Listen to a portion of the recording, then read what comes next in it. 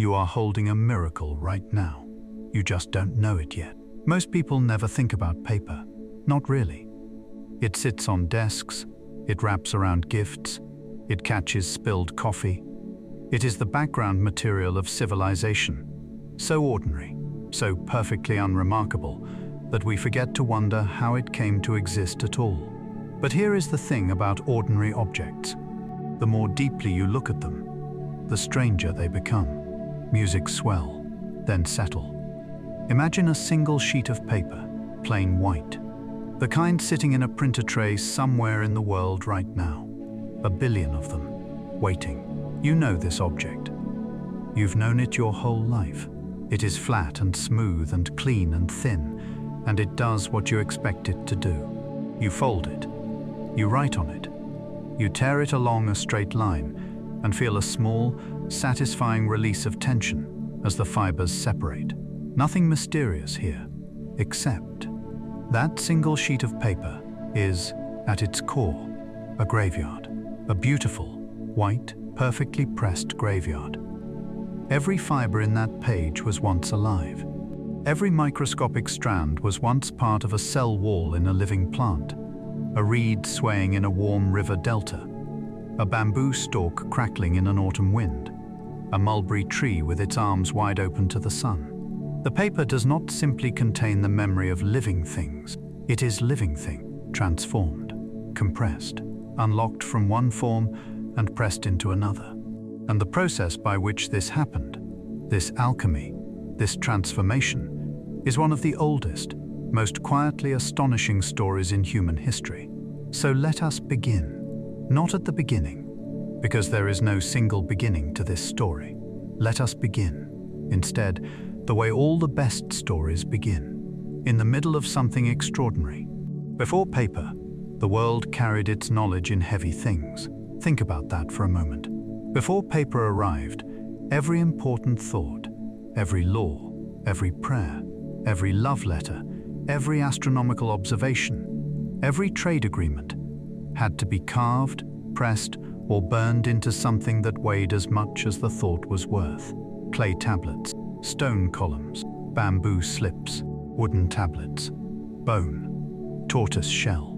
There is something profoundly moving about a civilization that wrote its most urgent messages into rock, that pressed its grief and its wonder into clay with a stylus no larger than a thumb. These were people who understood instinctively that ideas are fragile, that words disappear like breath on a cold morning, and so they reached for permanence.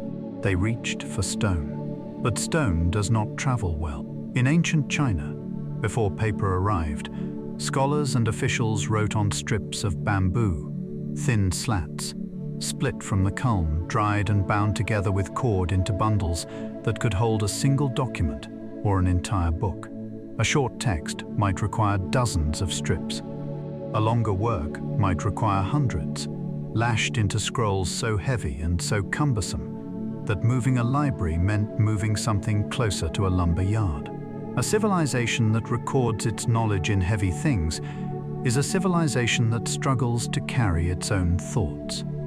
Knowledge becomes monumental, literally. The great stone libraries of the ancient world were not libraries in the way we understand them. They were more like mountains, and a book made of bamboo slips was not something you slipped into a bag. It was something you loaded onto a cart. At the microscopic level, the difference between a clay tablet and a sheet of paper is almost impossibly vast. A clay tablet, at its most fundamental molecular structure, is dense. Silicate minerals and aluminum oxides locked together in a crystal lattice so tight, so interlocked, that light itself cannot penetrate it. The clay is opaque, not because of pigment, but because of structure. An architecture of molecules standing shoulder to shoulder, letting nothing through. And yet for thousands of years, this opacity, this heaviness, this refusal to be light, was what humanity used to build its intellectual world. The Epic of Gilgamesh, one of the oldest written stories we know, traveled through time pressed into clay tablets. 12 of them, each one a dense, heavy brick of fired earth, each one carrying lines about a man who feared death and searched for immortality across the known world. There is a particular poetry in there, a man terrified of disappearing, pressed into something that would outlast almost everything else on Earth. And then someone, somewhere, and the exact location of this someone is one of history's most generous mysteries, discovered something. Plant fibers, when broken down and pressed together, could do something that clay and stone could not. They could be light. Let us talk about the Nile. Not the Nile as a geography lesson, not the Nile as a series of historical facts about ancient Egypt. Let us talk about the Nile as a teacher, because that is what rivers are, when you look at them carefully enough. The Nile River Delta, in the northeastern corner of Africa, was once thick with a plant called Cyperus papyrus. This is not a delicate plant. It grows in dense thickets at the water's edge, tall and green and muscular, with those distinctive triangular stems and the feathery explosion-like clusters at the top that look like fireworks frozen in plant form. The stem of a papyrus plant, cut crosswise, reveals a spongy white pith at its center.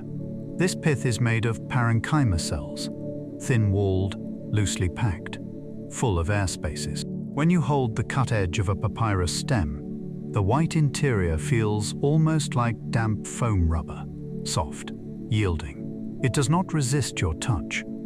And yet these soft, yielding, foam-like cells became the medium through which one of the greatest civilizations in human history recorded its entire existence. Laws, medical knowledge, religious texts, poetry, shopping lists, all of it, pressed into the softness of a river plant. The ancient Egyptians who first made papyrus sheets did something quietly revolutionary. They cut the pith of the papyrus stem into long, thin strips. They laid those strips side by side, overlapping slightly, in one direction. Then they laid another layer of strips on top, perpendicular to the first. And then, and this is the part that still feels like magic, they pressed it, simply pressed it. No glue, no binding agent, no adhesive. What holds papyrus together is the papyrus itself. The parenchyma cells, as they are pressed and dried together, physically interlock and merge at their surfaces, the plant's own structure acting as the bond. No outside chemistry required. The plant holds itself together because of what it already is, not because of what we add to it. There is something philosophically beautiful about this. The act of making papyrus is not a human intervention into nature so much as it is a human cooperation with nature, using what the plant already knows how to do, simply redirecting it. But papyrus was not paper, not quite. This is an important distinction, and one that the story of paper insists we make gently but clearly. Papyrus is a layered material. You can see this when you look closely at ancient papyrus documents. There is a grain to the surface, a directionality, like the wood grain in a plank of oak. The strips of pith are still recognizable as strips. The plant has been processed, flattened, bonded, but it has not been fundamentally transformed. Paper is different. Paper is a transformation. Paper requires that the plant be unmade entirely. The fibers must be separated, suspended in water, allowed to drift apart until there is no longer any recognizable piece of plant left. Only a cloud of individual cellulose strands floating in a watery universe. And then those strands are gathered, layered, interlocked, dried. And in that drying, they bond to each other in a web so complex and so intimate that the resulting sheet has no memory of its original form. Paper does not remember being a plant. And that forgetting, that complete dissolution of identity before the beginning of something new, is the true alchemy at the heart of this story. There is a name in this story, Kai Lun, sometimes written Chai Lun, a court official in the Han Dynasty of China, living in the 1st and 2nd centuries of the Common Era. In the year 105 C, or somewhere near it, because history is rarely as precise as we wish it were, Kai Lun brought a new papermaking technique to the attention of the emperor, and the world changed in a way so slow and so complete that almost no one noticed it happening. But here is the thing about Kai Lun that most history books quietly skip past. He was not an inventor in the romantic sense. He was not a lone genius in a workshop, struck by sudden inspiration, scribbling equations in the night. Kai Lun was, by all accounts, a very careful observer, a man who paid attention. The tradition of papermaking in China almost certainly predates Kai Lun by at least 2 centuries. Fragments of early paper, rough, uneven, made from hemp fibers, have been found in archaeological sites across China, some dating to 200 BCE or earlier. These were not the smooth, refined sheets Kai Lun would eventually describe to the emperor. They were rough, functional, more like felt than what we now call paper. But they were paper in the essential sense. The fibers had been separated, the plant had been unmade, the sheet had been formed from a suspension of individual strands. What Kai Lun did was refine and systematize and promote a process that already existed. He looked at what hemp papermakers were doing and asked, what if we used other fibers, bark, old fishing nets, worn-out cloth? What if the raw material didn't matter as much as the process? This is not a diminishment of Kai Lun's contribution. It is, in fact, a deepening of it, because the most revolutionary idea in the history of papermaking is not how to make paper. It is the realization that almost anything can become paper. Think about that slowly. Any fibrous plant material, anything with cellulose in its cell walls, can, in theory, be broken down, suspended in water, and reformed as a new sheet. The process is so democratic, so fundamentally inclusive, that it almost seems designed to remind us of something about the nature of materials themselves. Nothing is fixed. Every form is temporary. Every object is simply a particular arrangement of more fundamental things, waiting to be rearranged. Kai Lun apparently grasped this instinctively. He experimented with bark from mulberry trees, the thin, fibrous inner bark that comes away in long strips if you peel it carefully. He worked with ropes and fishing nets made of hemp, their fibers already loosened by use and time. He used rags, worn cloth reduced to its most basic threads. In each case, he was doing the same essential thing. He was asking the material to forget what it had been. Music shift, something a little more resonant. And there is a philosophical depth to this that I keep returning to. Kai Lun was, by the standards of his time, a powerful and important person. A court official in the Han dynasty, moved in rarefied circles. He was close to emperors and empresses, to the great machinery of state. And yet the act he is remembered for, the thing that echoes his name down through 2,000 years of history, is an act of unmaking. He took old things, worn nets, discarded cloth, shed bark, and dissolved them into their simplest possible form. He did not create from nothing. He created from the ruins of things that had already lived. There is something deeply human about this, and something deeply hopeful. Let us slow down here and get very small, because paper, at its core, is a story about a single molecule, cellulose. Say the word slowly, cellulose. It sounds like something gentle, something that belongs in a lullaby. And in a way, it does. Cellulose is a polysaccharide, a long-chain molecule made of repeating units of glucose, the same simple sugar found in every living thing that photosynthesizes light. But where glucose itself is a molecule of 6 carbon atoms, forming, in its stable cyclic shape, a 6-membered ring of 5 carbons and 1 oxygen, loose and mobile and ready to be burned for energy. Cellulose locks those units together in a very specific way. Each glucose unit in a cellulose chain is rotated 180 degrees relative to the one before it. And this alternating orientation creates a molecule that is long, rigid, and almost perfectly straight. These straight chains then arrange themselves side by side, held together by hydrogen bonds, one of the weakest bonds in chemistry. And yet, when there are enough of them, collectively one of the most powerful. Hundreds of cellulose chains, all straight, all parallel, bonded along their entire lengths by thousands of hydrogen bridges.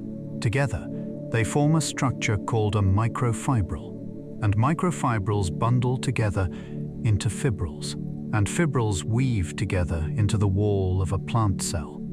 The wall of a single plant cell is a marvel of engineering so sophisticated that materials scientists still study it for inspiration. It is flexible and strong simultaneously. It does not crack the way glass cracks, because its structure is not rigid all the way down. It bends before it breaks, distributes stress, redirects force. And when a papermaker reduces a plant to pulp, when the fibers are beaten and separated and swirled in water, what they are doing, essentially, is unwinding this architecture, taking the bundled microfibrils and allowing them to come apart, to float free, to lose their old relationships and find new ones. When the wet pulp is pressed and dried into a sheet of paper, those individual cellulose strands are brought into close contact with each other from 1,000 different angles. And the hydrogen bonds that held the old structure together, those gentle, numerous, ubiquitous bridges, form, again, new bridges, new connections. The strands bond to each other not according to any plan, not according to any memory of their original arrangement, but simply because they are close. And closeness, for cellulose, is enough. The sheet holds together because the molecules reach for each other in the dark. I find this unbearably beautiful. Paper is not glued together. It is not stitched or welded or fused by heat. It is held together by the quiet, instinctive reaching of one fiber strand for another. The same molecular impulse that held the original plant cell wall together, now redirected into something completely new. The same force that built the plant now builds the page. And on this page, on this web of reaching molecules, this archive of former plant walls, human beings chose to record everything they knew, every story they told, every law they made, every prayer they whispered into the dark. Perhaps it was always going to be this way. Perhaps words could only ever live on something that was itself a kind of reaching. There is a particular workshop in rural Japan that has been making paper by hand, washi paper, which we will return to, for well over 4 centuries. The building is old. The wooden floors have been worn smooth by generations of bare feet and quiet shuffling. In the center of the room, there is a large, shallow rectangular vat, filled with water that is cold and slightly blue in the morning light. Into this water, the master papermaker stirs a suspension of kozo fibers, the inner bark of the paper mulberry tree, which has been boiled, beaten, and rinsed until it is nothing but a soft, white cloud of cellulose strands drifting in the current. She also adds something else, something that most people don't know about, a substance derived from the root of the Tororo aoi plant, a type of hibiscus. This substance, when stirred into the water, releases long-chain carbohydrates that increase the viscosity of the liquid. The water becomes slightly thicker, not noticeably so, but enough. At the molecular level, this increased viscosity does something important. It slows the rate at which fibers settle and clump together. In a vat of plain water, cellulose fibers would immediately begin to aggregate. They would find each other, bond, form little clumps. The resulting sheet would be uneven, lumpy, full of thick and thin patches. But in this slightly thickened water, the fibers remain suspended longer, more evenly distributed.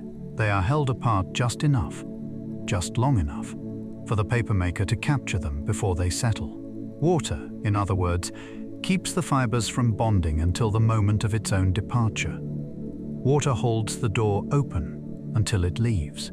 This addition, this invisible, almost imperceptible thickening of water, is one of the pivotal techniques that distinguishes Japanese papermaking from Chinese papermaking, and it produces a paper of exceptional thinness and translucency. Washi paper can be made so thin that you can hold it to the light and see your hand through it. And yet, it is one of the strongest papers ever made. strong enough that Japanese conservators use it to repair ancient scrolls, ancient paintings, ancient documents, from cultures that have no idea what washi is. The paper that saves old things is itself a very old thing. But back to the workshop, back to the vat. The master papermaker lifts a wooden frame, the su, from the edge of the vat.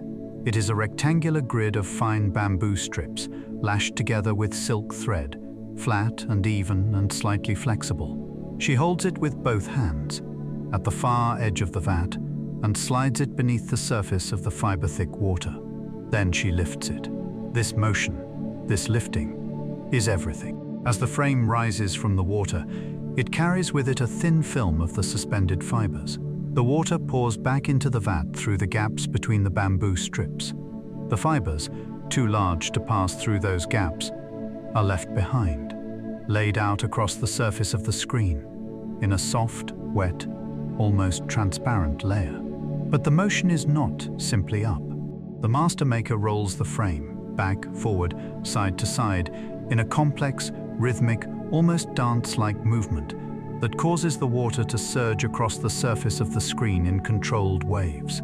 Each wave redistributes the fibers, orients them in different directions, interlocks them. This is called nagashizuki, the flowing technique, and its effect on the final paper is structural. The fibers in a nagashizuki sheet are laid in multiple orientations simultaneously, creating a network that is isotropic, equally strong in all directions.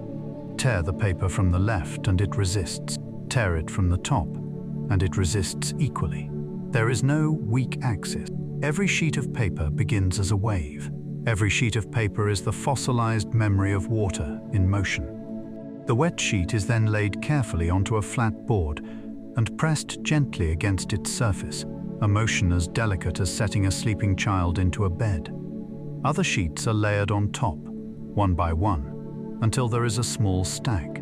The stack is pressed, not hard, not with great mechanical force, but slowly, gradually, the way a tide comes in. Water escapes, the fibers draw closer, the bonds begin to form, and then the boards are set in the sun or near a gentle heat source, and the drying begins. Drying is not simply evaporation, it is an event. As water leaves the mat of fibers, the strands are drawn together by surface tension. The water's own molecules, as they evaporate, pull the fiber surfaces into closer and closer contact. At the critical moment when the last film of water between two cellulose strands disappears, those strands are close enough for their hydrogen bonding sites to reach each other, and they bond, permanently, quietly, without ceremony. The sheet is now paper. It is no longer wet fiber. It is no longer a cloud of suspended strands. It is a new thing, a coherent, unified, smooth, continuous surface that has no memory of the river, no memory of the tree, no memory of the long winter morning in a small workshop where a master maker's careful hands carved it from water. It has only its own present tense, and that present tense, blank, smooth, waiting, is perhaps the most perfect of all possible surfaces, because it is, in its purest form, potential itself. If there is one thing that the history of papermaking teaches us, it is this: paper is not one thing. It has never been one thing. Paper is a process, a philosophy, a way of asking the world what it is willing to give, and the world has been extraordinarily generous. Mulberry bark. The paper mulberry, Brussonesia papyrifera, is not a large or impressive tree. It is scrubby and fast-growing, with rough, irregularly shaped leaves that feel slightly sandpapery to the touch. It is not the kind of tree that poets write odes to. It does not have the grandeur of an oak or the elegance of a silver birch. But its inner bark, the soft white layer just beneath the rough outer skin, contains fibers that are exceptionally long, typically averaging 7 to 10 millimeters in length, and sometimes reaching up to 20 millimeters. 7 to 10 millimeters sounds modest, until you understand what fiber length actually means in the world of papermaking.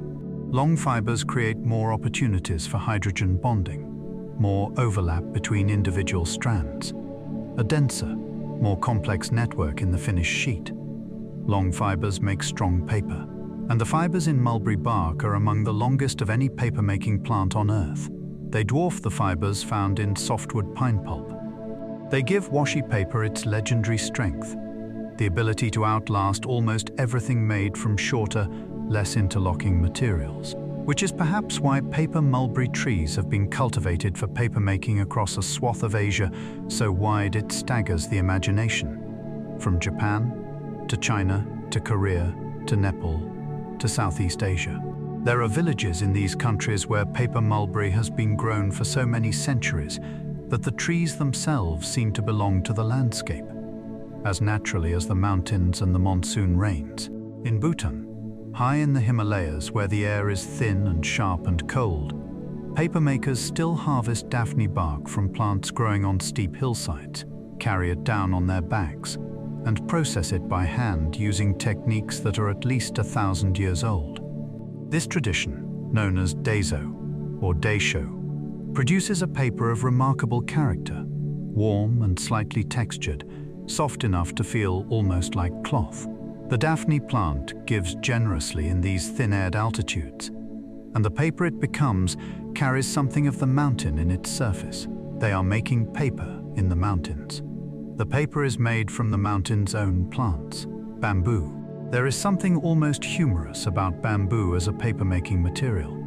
If you know anything about bamboo, bamboo is famous for being one of the strongest plant materials on Earth. Its culms, its hollow tubular stems, are used to build scaffolding for skyscrapers in parts of Asia. The compression strength of bamboo rivals that of concrete. It bends in typhoon winds without snapping. And yet, boil it long enough, beat it hard enough, soak it in water for weeks, and bamboo will surrender. It will come apart. It will give up its fibers and let them float free. The paper made from bamboo is different from the paper made from mulberry bark. Bamboo fibers are shorter and slightly stiffer, slightly more brittle. The sheets it produces tend to have a characteristic crispness, a pleasant sound when you flex them, a surface that holds ink with a particular clarity and precision. It is no coincidence that bamboo paper became the dominant medium for Chinese calligraphy and printing for many centuries. The combination of the fiber's properties and the surface they create is almost perfectly matched to the demands of a brush dipped in ink, moving across a page. The material was not chosen at random. It was chosen because it listened. Hemp. Before bamboo, before mulberry bark, there was hemp. Cannabis sativa, the tall, fibrous plant with deeply lobed leaves and hollow stems, that was one of the first plants humans ever cultivated at scale. Its fibers have been spun into rope and cloth for at least 10,000 years. Hemp fibers are bast fibers. They run along the length of the plant's stem in the outer ring just beneath the green skin. To extract them, the plant is retted, soaked in water, either in rivers or in dew-soaked fields, while microbial action breaks down the soft tissue holding the fibers together. The fibers themselves resist this breakdown. They are too crystalline, too tightly structured to be digested by the bacteria and fungi doing their quiet work on the surrounding plant matter. What emerges from the retting process are long, strong, slightly rough bast fiber bundles. These are the raw material not only of rope and cloth, but of some of the earliest papers ever made.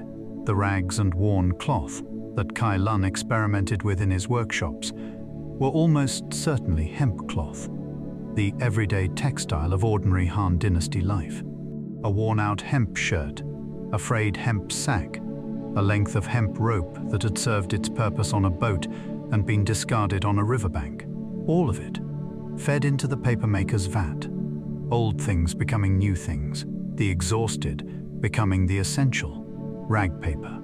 It is almost a paradox when you think about it. The most prized writing surface in medieval Europe, the medium on which monks copied scripture, on which scholars wrote philosophy, on which merchants recorded their fortunes, was made from the worn-out, discarded clothing of ordinary people, rags collected by rag pickers, walking through city streets. Linen and hemp, and sometimes cotton, reduced to their fibers, reformed into something that outlasts almost everything else. The Gutenberg Bible, printed around 1455, was printed on rag paper. It is still with us. The paper has not yellowed or crumbled, is not brittle, has not disintegrated into dust. It has lasted more than 500 years and shows every sign of lasting 500 more. The book that changed the world was made from old shirts. I want to sit with that for a moment, because there is something so quietly human about it. The great transformation of European intellectual life, the printing press, the spread of literacy, the Reformation, the scientific revolution, all of it was carried on a medium made from the cast-off garments of ordinary people. Every philosophical treatise, every religious argument, every scientific paper, every love poem printed and distributed and read and argued over and treasured in the great cultural flowering of the Renaissance and after, it was all riding on rags, on the worn-out cloth of people whose names no one remembers, on the daily labor of people who never learned to read. Water is the invisible ingredient in every sheet of paper ever made. Not in the obvious sense. Yes, water is the medium in which the fibers are suspended. Yes, water is driven out during the pressing and drying. Yes, a finished sheet of paper contains almost no water at all, typically 3 to 8% moisture by weight, in equilibrium with the surrounding air.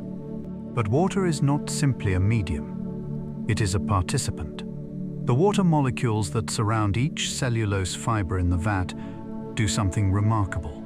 They form a thin, oriented layer along the surface of the fiber, what chemists call a hydration shell. The cellulose surface, with its many hydroxyl groups, the bonding sites that will eventually form hydrogen bonds between fibers, attracts water molecules and holds them in a specific, ordered arrangement, different from the random tumbling of liquid water. This hydration shell is temporary. It exists only while the fiber is wet. But while it exists, it does something important. It keeps the fiber surfaces apart, preventing premature bonding, allowing the fibers to move freely and distribute evenly as the papermaker works her frame. Water, in other words, keeps the fibers from bonding until the moment of its own departure. Water holds the door open until it leaves. The rivers and streams near historic papermaking centers were chosen with extraordinary care. The water had to be clean, not just visibly clear, but chemically neutral, free of dissolved minerals and salts that could discolor the fibers or interfere with bonding. Hard water, rich in calcium and magnesium, was avoided. Soft water, from granite-rich mountain streams, was prized. In Japan, entire rivers were, and in some places still are, associated with specific qualities of paper. The Kochi and Echizen regions, centers of washi production for over 1,000 years, are watered by mountain streams that generations of papermakers have called simply good water. Not sweet, not cold, not clear, simply good. As if the water itself had a quality of goodness. And perhaps it does. Perhaps the water remembers something of the mountain it came from, the granite it filtered through, the moss it seeped beneath, the autumn leaves it carried. And that memory, that chemical fingerprint, is part of what makes the paper it helps to create. Part of what gives washi its particular character, its translucency, its warmth, its willingness to receive ink without bleeding. If this is true, and it is at least poetically true, if not entirely chemically so, then every sheet of washi paper contains, somewhere in its silence, the ghost of a mountain stream, the ghost of cold water moving over smooth stones. This has been the first movement of our story. We have looked at what paper is made of, truly made of, at the level of molecules and mountain streams and old fishing nets and bare hands in cold vats of water. We have sat with the ordinary miracle of a blank page and tried to see it, for the first time, as the extraordinary thing it actually is. But we are only at the beginning, because paper does not simply exist. Paper travels. Paper carries ideas across deserts and oceans, across centuries and civilizations. Paper changes the shape of the world it moves through, and paper eventually ends. But that ending, that dissolution, that final transformation is not silence. It is the beginning of a second life more strange and more generous than the first. We will go there, but not yet. There is a road that most people think they understand, the Silk Road. They picture caravans, camels laden with bolts of shimmering fabric, moving through amber-colored desert under an enormous sky. Merchants in turbans negotiating in languages no one else nearby can understand. Spices in cloth bags, their aromas mixing with dust and animal heat. The whole romantic machinery of ancient trade, creaking slowly westward from China across Central Asia toward Persia and beyond. This image is not wrong, but it is incomplete, because the Silk Road was also a paper road, and paper, moving along that road, did something that silk never could. Silk is beautiful. Silk is luxurious. Silk is the fabric of ceremony and power and desire. But silk cannot carry a thought. Silk cannot hold the instructions for building an aqueduct, or the arguments of a philosopher, or the name of someone who has died and must be remembered. Silk can be worn and admired, and traded, and stolen, and lost. But it cannot think, and it cannot teach, and it cannot outlast the civilization that made it. Paper can. A single sheet of paper, in the right hands, moving in the right direction, is more dangerous and more transformative than any cargo a camel ever carried across a desert. Consider what paper actually transported along those ancient routes. Mathematical notation. The concept of zero, a revolutionary idea that took centuries to fully propagate westward, moved partly on paper. Astronomical observations, medical treatises, legal frameworks, religious texts, philosophical arguments, the precise dimensions of architectural forms, recipes for medicines that actually worked. All of this was information. And information, written on paper, weighs almost nothing. A scholar carrying a rolled paper scroll in his bag was carrying something that weighed perhaps a few grams. But what he was carrying could reshape the intellectual architecture of an entire civilization. The weight of the world's most important ideas, riding on a few grams of plant fiber.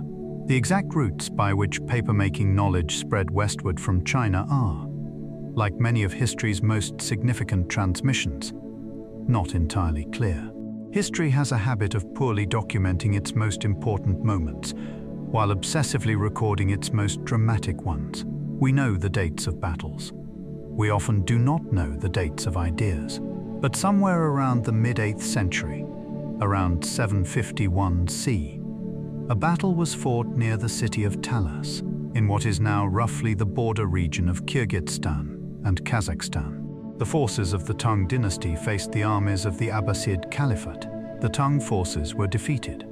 Among the prisoners taken were, according to accounts written later, craftsmen who knew how to make paper. Whether this story is precisely true in all its details, whether the Battle of Talas was really the hinge point, is a matter historians still debate with the polite intensity that historians reserve for their most cherished arguments. What is less disputed is that within a few decades of this event, paper mills were operating in Samarkand. And from Samarkand, that great crossroads city on the Silk Road, shimmering and ancient and perpetually at the center of things, paper-making knowledge moved westward, with a speed and enthusiasm that suggests it was very, very welcome. Baghdad, then Cairo, then the cities of North Africa, then crossing the Mediterranean into Muslim Spain, into Andalusia, where in the city of Extiva, paper mills were operating within the 11th century. From Spain, the knowledge crept northward into Christian Europe, slowly, hesitatingly, carrying with it a faint perfume of the East that made Europeans simultaneously fascinated and suspicious. Paper, from plants, from rags, from water and labor and patient hands. Not parchment, which was the skin of a sheep or a calf, stretched and scraped and dried on a frame. Not vellum, the finest grade of parchment, so thin and smooth it felt almost synthetic. Not wax tablets or stone or clay. Paper, which could be made in great quantities, quickly, relatively cheaply, by people who did not have access to large numbers of animals to slaughter for their skins. The economics of this shift are almost too stark to describe without stopping to let them breathe. To make a single copy of the Bible on parchment required the skins of approximately 250 sheep, 250 animals. The skin of each animal had to be carefully removed, soaked in lime to loosen the hair, stretched on a wooden frame while still wet, scraped with a curved blade called a lunellum to remove remaining flesh and fat, dried under tension, then cut to size. The process required skilled craftsmen, significant time, and enormous quantities of livestock. A Bible on parchment was, literally, a wealthy object. It represented the deaths of 250 animals, the labor of many craftspeople, months of work. Paper changed this arithmetic completely. A ream of paper, 500 sheets, could be produced in a well-organized mill in a matter of days, using rags collected from the surrounding population. The cost was a fraction of the cost of parchment. The speed was incomparably greater, and the resulting surface, while different from parchment in texture and character, was entirely adequate for writing and, as it turned out, perfectly suited for printing. When Johannes Gutenberg wanted to test his revolutionary printing press in the mid-15th century, he had a choice. He could print on parchment, expensive, limited in supply, with a surface that varied from one sheet to the next. Or he could print on paper, cheaper, more uniform, available in quantities that parchment could never match. He printed on both, actually. A small number of copies of the Gutenberg Bible were printed on parchment for wealthy collectors who associated parchment with prestige and quality. But the majority, the copies that actually moved through the world, that were bought and read and debated and argued over, were printed on paper. The printing revolution ran on paper, and the paper ran on rags. And the rags came from ordinary people. There is something wonderfully democratic about this chain of causation. The intellectual revolution that changed the Western world was, at its most fundamental material level, a consequence of ordinary people wearing out their clothes. Every worn-out linen shirt that became a rag that became paper, that became a page that became a book, that became an idea that changed the world, every link in that chain matters. And the first link, the humblest link, the link that no one commemorates, is a human being going about their daily life, wearing their clothing until it wears out. The history of ideas is, in part, a history of laundry. I find this extraordinary. I find it worth sitting with for a very long time. When papermaking knowledge moved from China into Korea, sometime around the 4th or 5th century, though the exact moment is uncertain, buried in the pleasant ambiguity of early medieval history, something interesting happened. The Koreans did not simply adopt the Chinese technique, they improved it. Korean papermakers, working in the Goryeo dynasty and after, developed a paper so exceptional that it became one of the most sought-after luxury goods in East Asia. Hanji, Korean paper, made primarily from the fibers of the paper mulberry, had qualities that Chinese paper, for all its virtues, could not match. It was stronger, more resilient, more dimensionally stable, less prone to warping and shrinking as humidity changed. And it had a surface quality that Korean and Chinese calligraphers described, again and again, as alive. The secret was not only in the pulp, it was in what happened after the sheet was formed. Korean papermakers did prepare their fibers with great care, beating the pulp to develop the cellulose and encourage bonding. But the truly unique technique, the one that gives hanji its famous leather-like density and its almost supernatural longevity, happens after the paper has already been made. It is called dochim. Once the hanji sheet is formed and partially dried, no longer wet, but not yet fully set, it is stacked with other sheets and placed on a fulling block, and then it is pounded, rhythmically, repeatedly, with heavy wooden mallets. The sheets are compacted from above, their fibers driven into closer and closer contact. The network tightened and densified with each blow. The process is meditative to watch, a steady, patient percussion that sounds, from a distance, almost like a heartbeat. And what it produces is a paper that has been pressed not just once, gently, as in the ordinary drying process, but many times, firmly, until the fiber web is so compact and so interconnected that it begins to behave less like paper and more like a very thin, very smooth piece of cloth. The result is a sheet with an extraordinary density of hydrogen bonds, a web so tight and so complex that the paper acquires almost leather-like durability, resilient, dense, and seemingly resistant to the passage of time itself. Hanji paper has been found to survive for over 1,000 years in archival conditions. The Mugajong Kwang Dedarani Jong, a Buddhist document printed on Hanji discovered in a Korean temple, is currently one of the oldest surviving printed documents in the world, dating to around 704 C. It has survived for more than 1,100 years. The paper is still flexible, still intact, still readable, 13 centuries in the dark, and the paper is still holding on.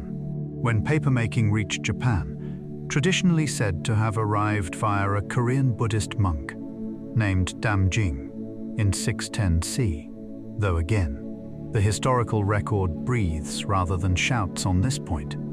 Something similar happened. The Japanese did not simply adopt what Korea and China had developed. They transformed it into an art form so refined, so philosophically rich, so deeply embedded in cultural identity, that it became something almost sacred. Washi. The word itself is instructive. Wa means Japanese. Specifically, it carries the nuance of Japanese in essence, not merely in location. And shi means paper, Japanese paper. But the word gestures at something more than geography. It implies a whole philosophy of making, the idea that paper is not merely a functional surface, but a living object, worthy of attention and care and aesthetic consideration in its own right. The techniques of washi production, the Nagashizuki method we visited earlier, the use of the Tororo Aoi mucilage, the cold, clear mountain water, the careful beating of fibers by hand, were developed and refined over centuries with an attention to detail that borders on the obsessive. In the Ogawa district of Saitama Prefecture, there is a school of washi making so specialized that it produces paper for the conservation and restoration of specific categories of historical artifacts, not just any conservation paper. Paper designed and formulated to match the precise fiber content, surface characteristics, and optical properties of particular historical documents. Paper made to be invisible, to disappear into the object it is repairing, so perfectly matched that the join cannot be seen. This is not papermaking. This is archaeology and art and chemistry and intuition, combined into a single act of making. And yet, the fundamental process, the vat, the frame, the lifting, the wave, the drying, is the same process that was being practiced in China 2,000 years ago. There is a concept in Japanese aesthetics called shokunin kishitsu, roughly translatable as the spirit or ethic of the craftsperson. It describes a relationship to one's work in which mastery is not a destination, but a direction. You do not become a master papermaker and then stop learning. You practice every day, for decades, for a lifetime. And you find that the more you learn, the more there is still to learn. The master papermakers of Japan, the national living treasures who have been designated by the Japanese government as bearers of important intangible cultural heritage, will tell you that they are still learning, still finding new things in the water, in the fiber, in the motion of the wave across the screen, still surprised by paper. after decades of making it, every single day. I think this is one of the most moving things I know about papermaking. Not the technical mastery, though that is extraordinary, but the humility of it, the ongoing openness of it, the willingness to be surprised by something you have done 10,000 times. That is not just an ethic of craft. That is a philosophy of life. For most of its history, paper was made by hand, one sheet at a time, one careful lifting of the screen, one wave across the surface of the vat, one gentle laying onto the drying board. It was slow, it was intimate, it was beautiful, and it could not, in its handmade form, produce enough paper for what the world was about to ask of it. The printing press changed everything about the economics of information. Gutenberg's press, and the hundreds of presses that followed it across Europe in the decades after 1450, could print pages far faster than scribes could copy them. What had once taken a monk many months to copy by hand could now be printed in days. But the press was faster than the paper supply. And a printing press without paper is just an interesting machine. The demand for paper in post-Gutenberg Europe was not simply large. It was desperate, insatiable. Cities set up rag collection system. Rag dealers became important economic figures. In some places, laws were passed prohibiting the burial of linen cloth. Clothing had to be recycled into paper before it could be given to the earth. The dead were denied their burial cloth, so that the living could have something to write on. European paper mills of the medieval and early modern period were astonishing pieces of engineering. They used water power. The same rivers and streams that brought clean water to the vats also drove the trip hammers that beat the rags to fiber. These were large wooden hammers, raised by cams on a rotating shaft connected to a water wheel, falling repeatedly into stone mortars filled with wet rags, breaking down the fibers in a process that was relentless and rhythmic, and must have sounded, from the outside, like a very slow, very steady heartbeat. The trip hammer mill beat rags to pulp in a fraction of the time that human hands and mallets could manage.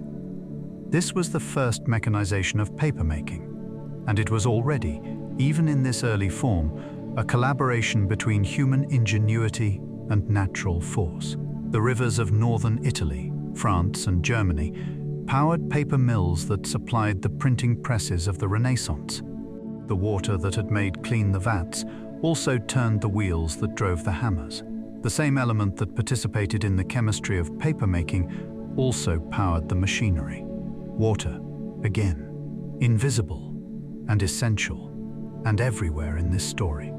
But the great leap, the mechanization that truly changed everything, came in the early 19th century with the invention of the Fordrinier machine. Invented, or rather developed, because invention is rarely as clean as the word implies, by the French engineer Nicolas Louis Robert, who received the patent for his design on the 18th of January 1799, and subsequently refined and commercialized by the British papermakers Henry and Seely Fordrinier.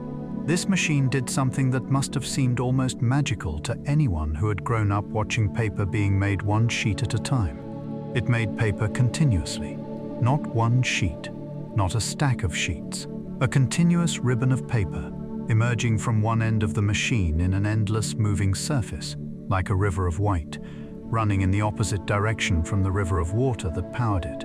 The Fordrinier machine works on the same fundamental principles as hand papermaking.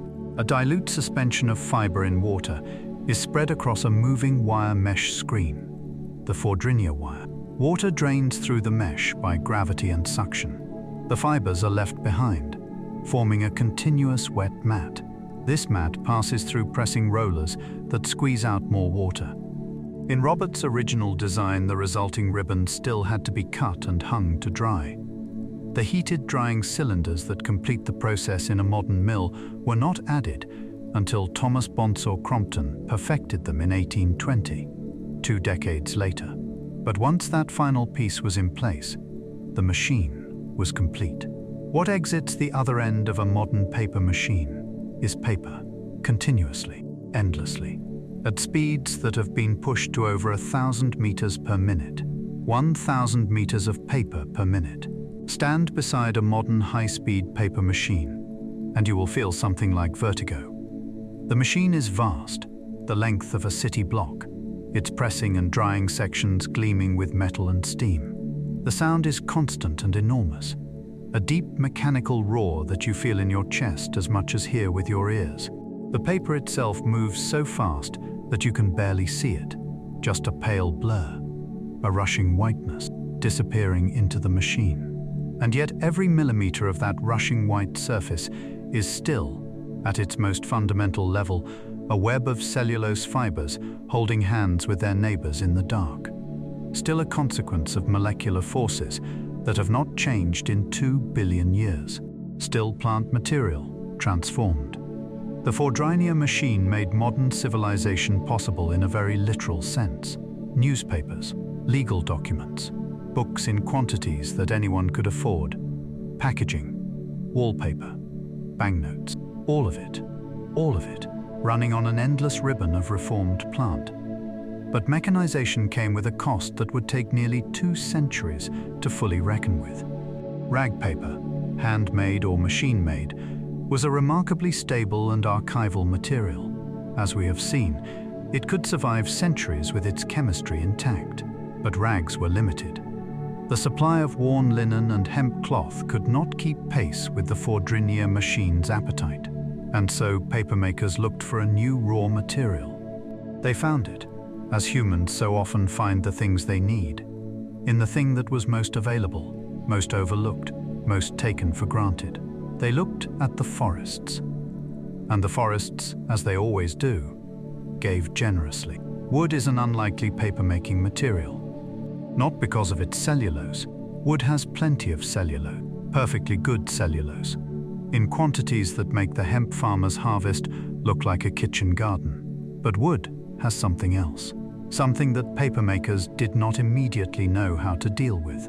It has lignin. Lignin is, by any measure, one of the most remarkable molecules in the living world. It is the compound that makes wood woody, that gives it rigidity and resistance, and the ability to stand upright against wind and gravity for centuries. Lignin is a complex, irregular polymer. Unlike the neat, orderly chains of cellulose, lignin is an almost chaotic tangle of aromatic ring structures, cross-linked in ways that make it extraordinarily resistant to breakdown. Chemists describe lignin as one of the hardest naturally occurring organic molecules to degrade. Most microorganisms cannot break it down at all. Only a specific group of fungi, the white rot fungi, the ones responsible for the soft, white, stringy wood you sometimes find in rotting logs, have the enzymatic machinery to digest lignin fully, and even they are slow about it. A log in a temperate forest, inoculated with the right fungi, may take a decade or more to be fully broken down. Lignin holds its shape. Lignin resists time. Lignin is the long-term memory of the forest. But in the context of papermaking, lignin is a liability. When wood is processed mechanically into pulp, ground up with stones or metal discs, which was the first method tried in the 19th century, the lignin remains in the pulp, intimately wrapped around and between the cellulose fibers. The resulting paper is full of lignin. And lignin, when exposed to light and oxygen, does something that papermakers quickly came to dread. It oxidizes.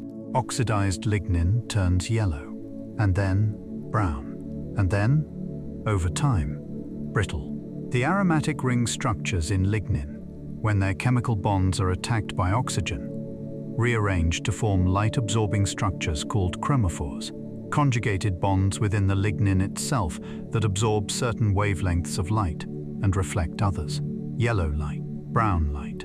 Newspaper left in sunlight turns yellow within hours. Books printed on cheap wood pulp paper in the 19th and early 20th centuries are, in many libraries, crumbling to fragile amber-colored fragments. A document printed on rag paper in 1480 is still white and supple and strong. A document printed on wood pulp paper in 1920 is barely holding together. The paper industry eventually found a solution, the craft process, developed in the 1880s. which uses a mixture of sodium hydroxide and sodium sulfide to chemically break down and dissolve the lignin, leaving behind relatively pure cellulose fibers. Craft paper, made from chemically pulped wood, is significantly more stable than mechanical pulp paper, though still not as archival as rag paper. But the chemical pulping process came with its own environmental and aesthetic costs, and the paper it produces, while functional and durable, has a character quite different from the warm, living quality of handmade fiber papers. At the fiber level, the difference is measurable.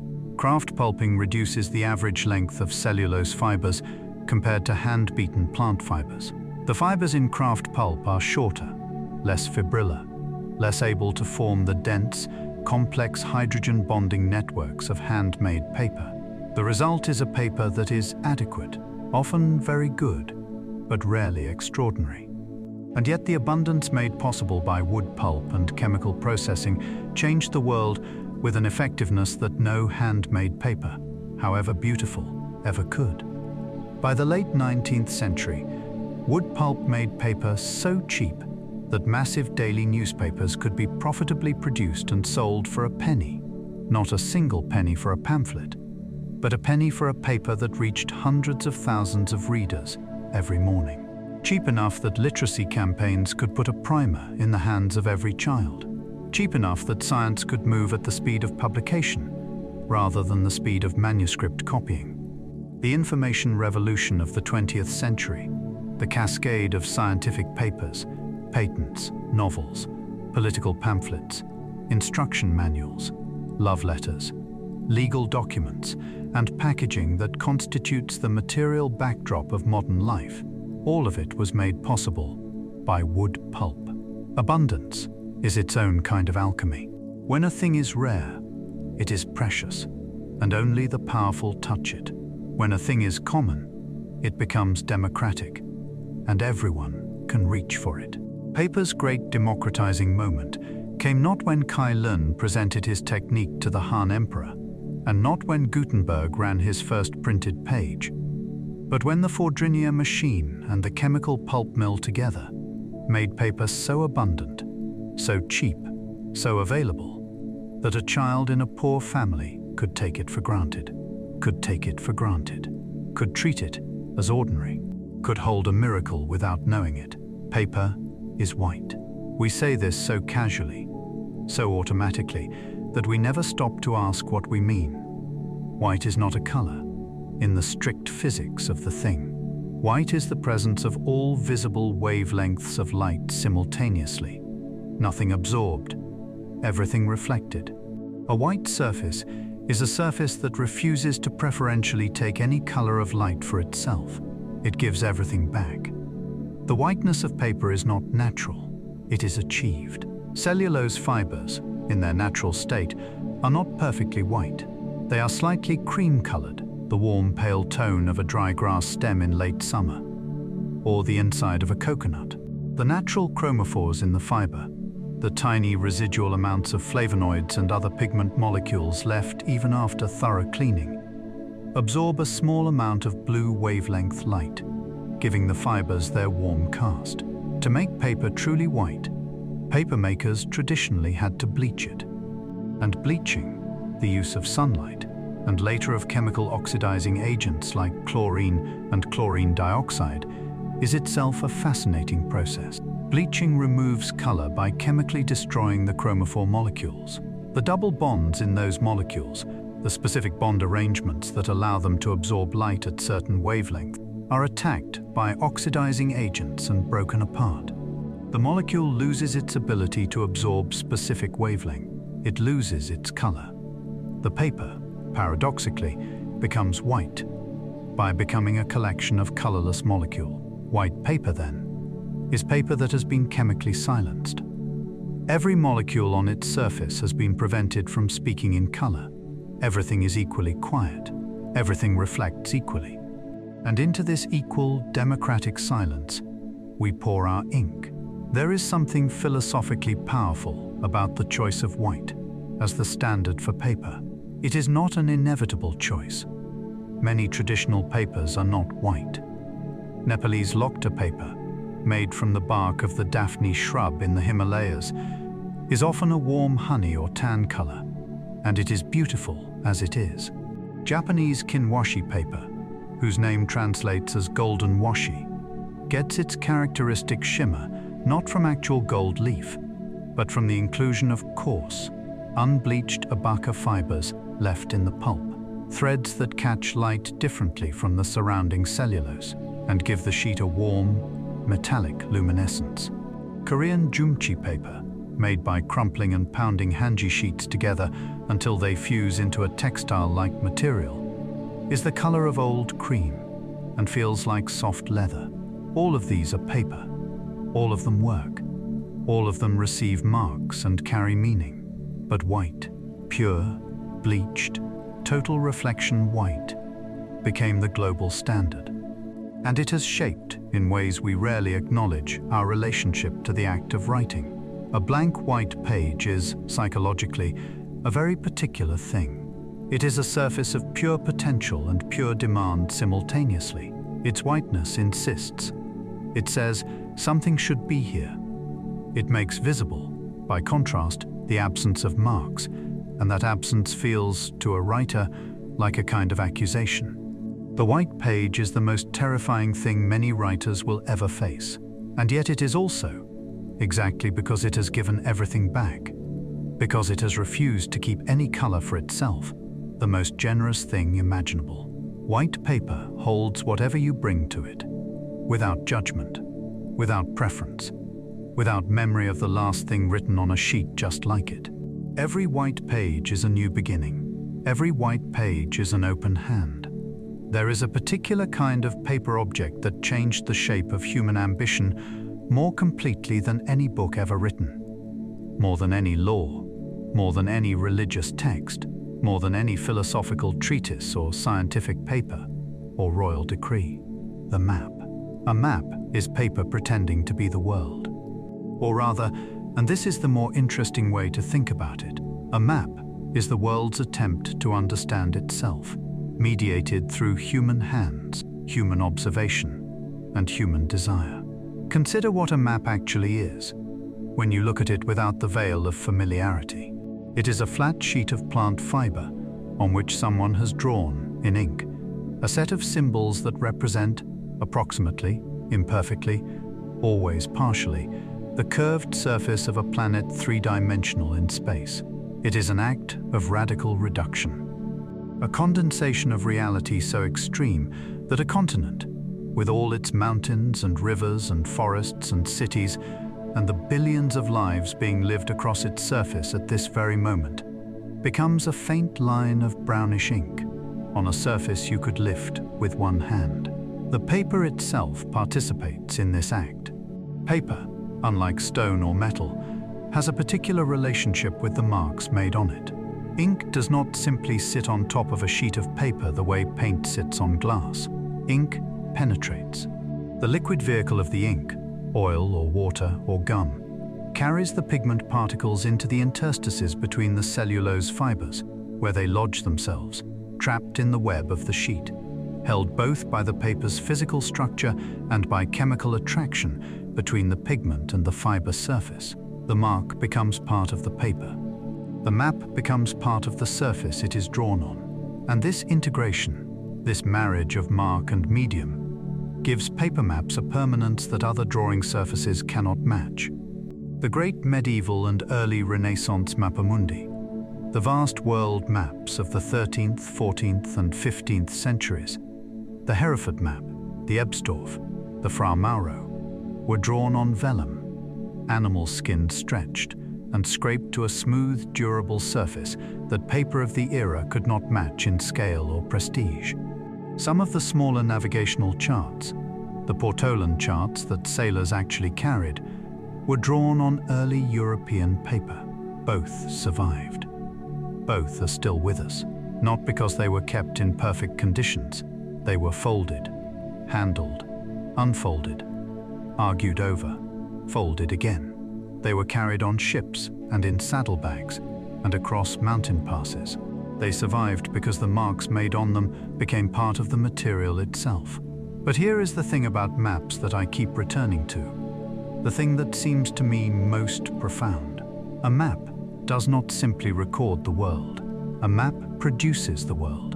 When European cartographers in the 15th and 16th centuries began drawing coastlines they had never seen, when they placed speculative land masses in the Southern Ocean, when they sketched the outlines of continents from partial descriptions by explorers who had barely glimpsed their shores, they were not simply recording reality. They were creating an expectation. They were drawing a shape that future sailors would then go looking for. The map came before the territory.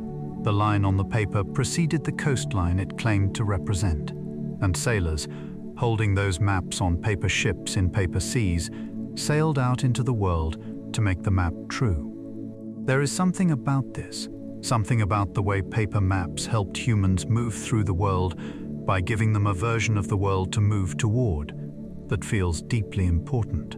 The paper image of a place helped create the conditions for reaching that place. The representation preceded the reality. The dream of the thing made the thing possible. Paper, in other words, is not just the record of human ambition. It is one of its engines. Of all the things that have ever been written on paper, letters are perhaps the most human, not the most significant, not the most world-changing, but the most human. Because a letter is paper doing something almost impossibly tender. A letter is a person, sitting in a room somewhere, a candlelit room in 1743 perhaps, or a field tent somewhere in a war, or a kitchen in the small hours while everyone else sleeps, pressing the tip of a pen or a quill or a pencil to a surface and trying to reach through time and space to touch another person. This act, writing a letter, is so ordinary that we barely think about it, and yet it is, when you look at it carefully, a form of small miracle. The person writing is not there. They may be hundreds of miles away. They may be dead by the time the letter arrives. The world around them while they wrote, the sounds, the smells, the quality of light, the temperature of the air, is entirely lost. And yet, something of them arrives. Something of the pressure of their hand, of the rhythm of their thought, of their particular way of forming the letter G or the word always. Something comes through. Handwriting, at the physical level, is a record of neuromuscular pattern. The way a person forms their letters is as individual as their fingerprint, determined by years of practice, by the particular configuration of tendons and muscles in their hand, by subtle asymmetries in the way their nervous system sends signals to their fingers. No two people's handwriting is identical. No two people's looks exactly the same. When you look at a letter written by someone long dead, when you look at the handwriting of Emily Dickinson, looping and confident and occasionally sprawling across the page, or the cramped, careful handwriting of Charles Darwin filling the margins of his notebooks, you are looking at the physical trace of a specific nervous system. A specific hand, a specific person. The paper preserved not just the words, but the body behind the words.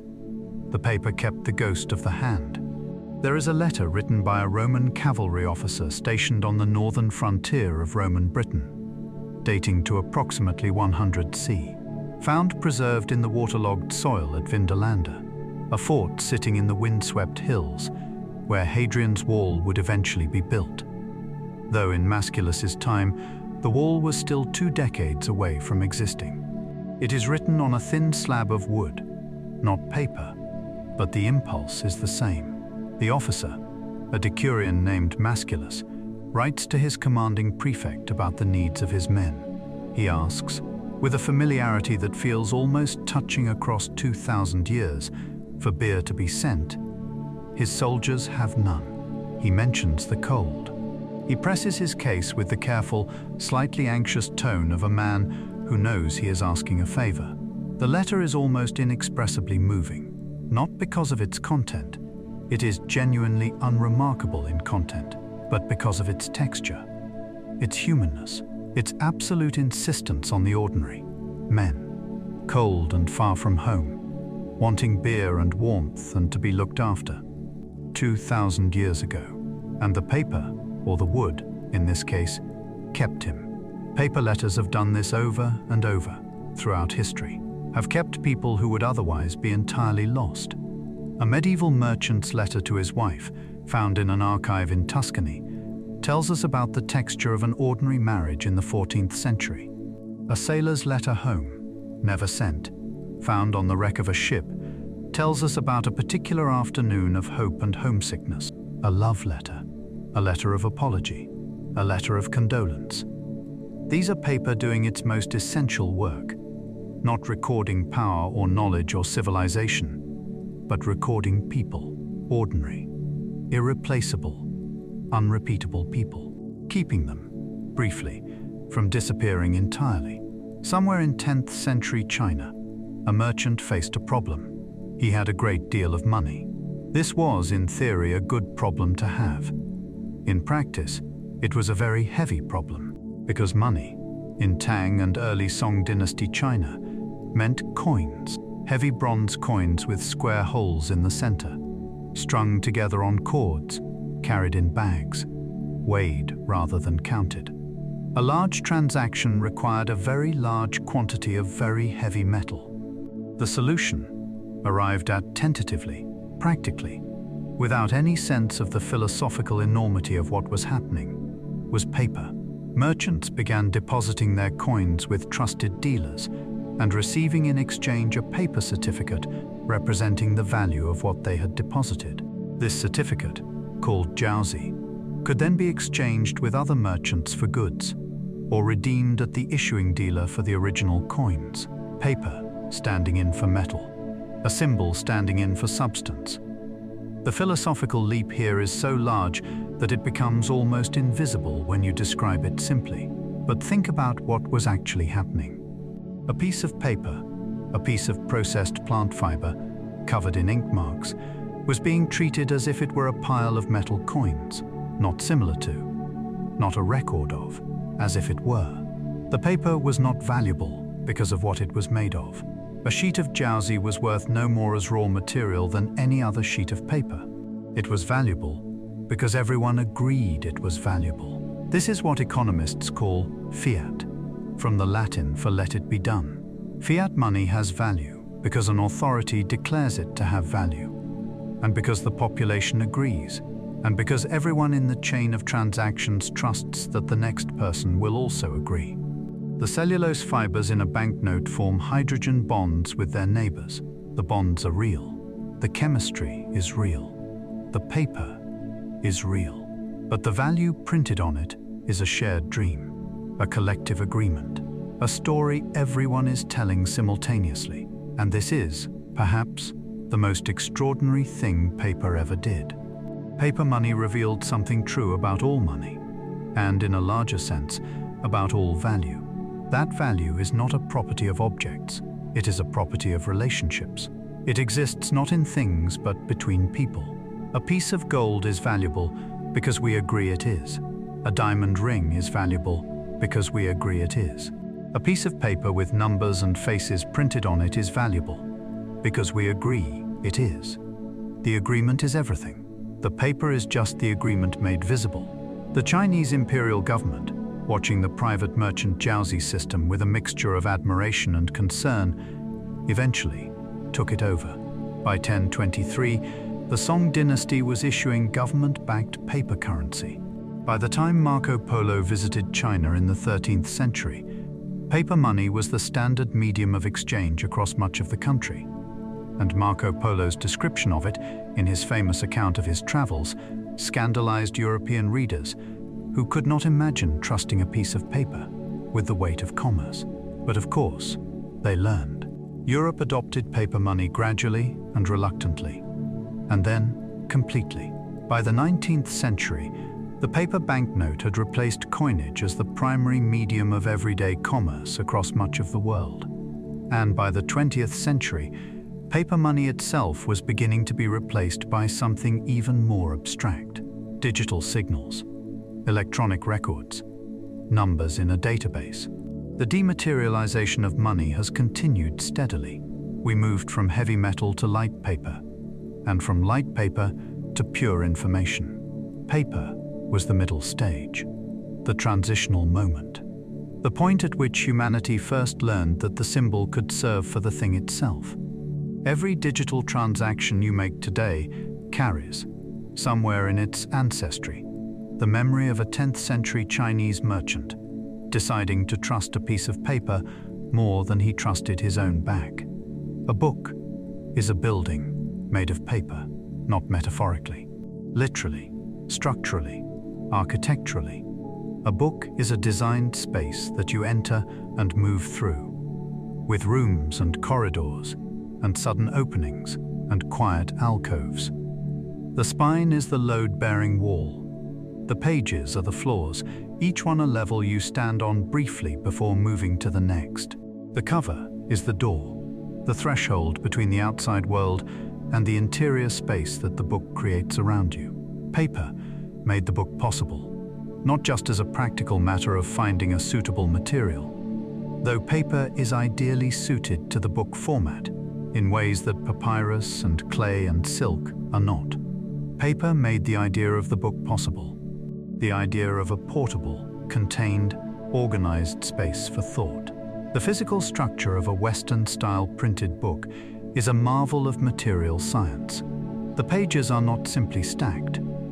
They are gathered into signatures, groups of folded sheets, typically 8 or 16 pages each. And those signatures are sewn together along their folded spines, then glued into a case. The result is a structure that is, for its weight and cost, extraordinarily robust.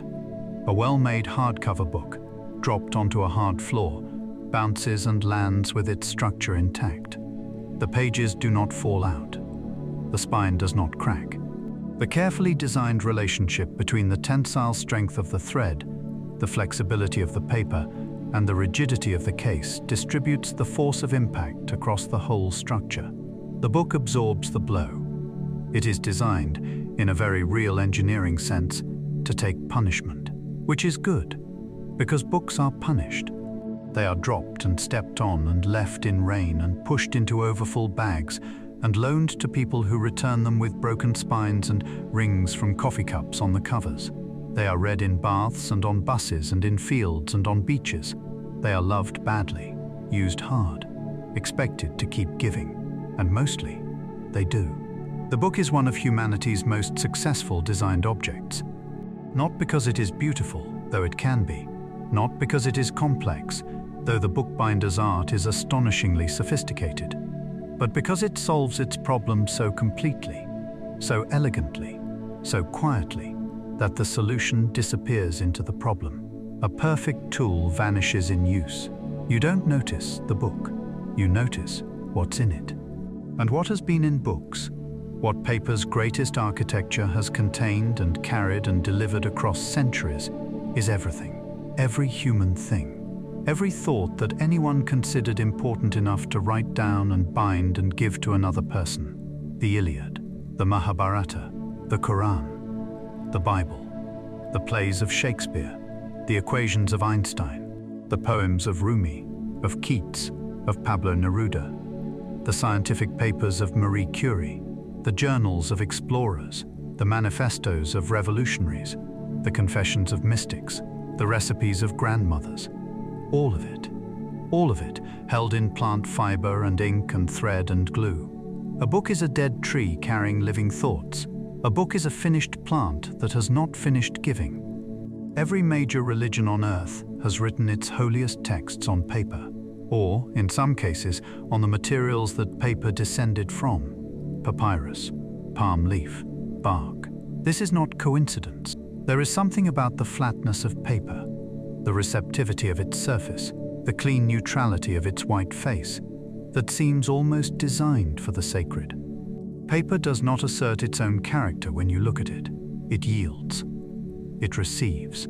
It says, right here. The words of the Quran, before they were compiled into their first complete book, were originally recorded on whatever surfaces were available to the companions of the Prophet: palm leaves, shoulder blades of camels, flat stones. Those scattered fragments were later gathered and formally written onto uniform sheets of parchment, the text unified at last into a single held thing. And within a century of that, It was being copied onto paper. And the art of Quranic calligraphy, the decoration of the holy text with flowing, geometrically precise Arabic script, became one of the great art forms of the Islamic world. Islamic calligraphy on paper is, at the technical level, an act of extraordinary physical discipline. The calligrapher's pen, a reed cut to a specific angle and width, dipped in ink made from lamp soot and gum Arabic, must move across the paper at a consistent speed, angle, and pressure to produce the characteristic thick and thin strokes of Arabic script.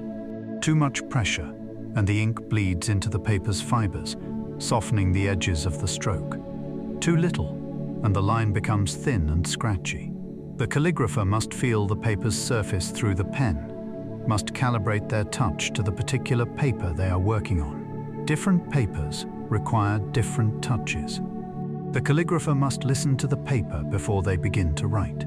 The Hebrew scrolls used in Jewish religious practice, the Torah scroll, the Megillah, the mezuzah parchments, are technically written on animal skin rather than paper, for specific ritual reasons that Jewish law specifies with great care. But these scrolls, too, are ultimately flat, flexible surfaces receiving inked marks, and they participate in the same fundamental relationship between mark and medium that paper embodies. Buddhist sutras, copied by hand onto paper as an act of spiritual merit, helped drive the spread of papermaking technology across Asia. The act of copying a sutra, of sitting with a text and rendering it, word by word, character by character, onto a fresh sheet of paper, was understood as a form of meditation, a way of internalizing the teaching by passing it through your hands, the body as transmitter, the paper as receiver, the act of copying as a form of prayer. In medieval Christian monasteries, the scriptorium, the room set aside for manuscript copying, was a sacred space. Monks who worked there copied scripture and theological texts by hand, often with a very specific understanding that their labor was itself a form of worship. The physical act of writing the words of God, of pressing them into the surface of the page, was understood to be a participation in the divine act of creation. Words made material, thought made substance. The monk's pen touching the page was, in some theological framings, an echo of the original act of creation, the moment when formlessness became form. And it is perhaps not entirely fanciful to find something in this. The act of writing on paper is, at the molecular level, an act of bringing order to potential. The blank paper is all possibility. The first mark divides that possibility. This is written here, not there. This word, in this order. This thought, made visible, made fixed. The rest of the page remains potential. But this small area of it is now determined, actual, real in a way it was not a moment ago. Writing creates reality. Every sacred text ever written on paper is, at its most fundamental level, an act of insisting that certain things are real, that certain truths exist, that certain words matter enough to be fixed, preserved, carried forward. Paper is the medium through which the human desire for permanence meets the human recognition of impermanence. We write on something that will eventually fade and crumble, because we cannot write on anything that won't. And somehow, inexplicably, the writing lasts anyway. Somehow the words outlast the paper, and sometimes, astonishingly, both survive. And now, we arrive at a threshold. We have been walking through the life of paper, through its making and its journey and its great works, the maps and the letters and the books and the banknotes and the sacred texts, through all the things that paper carried, and all the ways it changed the world it moved through. But paper is not permanent. Nothing made of plant fiber and hydrogen bonds is permanent. Every sheet of paper that has ever been made will, eventually, end its first life. The question is only how. Some paper ends quickly. A paper cup, used once and discarded. A paper bag, split at the bottom on a rainy afternoon. A page of notes, crumpled and thrown into a bin. A newspaper, read and left on a bench, and then rained on, and then dried, and then rained on again. until it is a soft grey pulp indistinguishable from the earth beneath it. Some paper ends slowly. A book in an archive, carefully preserved in acid-free boxes at controlled temperature and humidity, degrading so slowly that it will outlast the civilization that created it. A sheet of washi, used to repair a 12th century painting, becoming part of something that may survive another 1,000 years. Some paper ends catastrophically, in fire, in flood, in the deliberate destruction of records.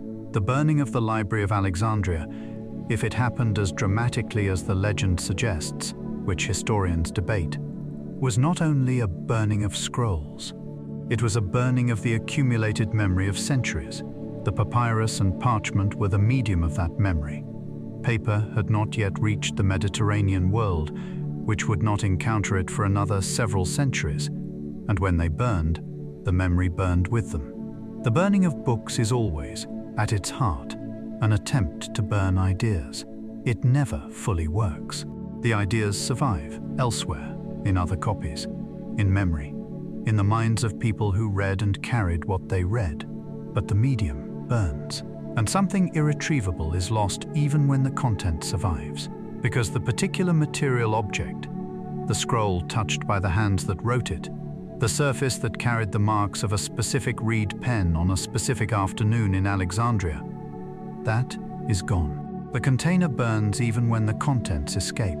But ordinary paper, the paper of daily life, the paper that serves its purpose and is then discarded, ends not in fire or in archival preservation, but in something far quieter.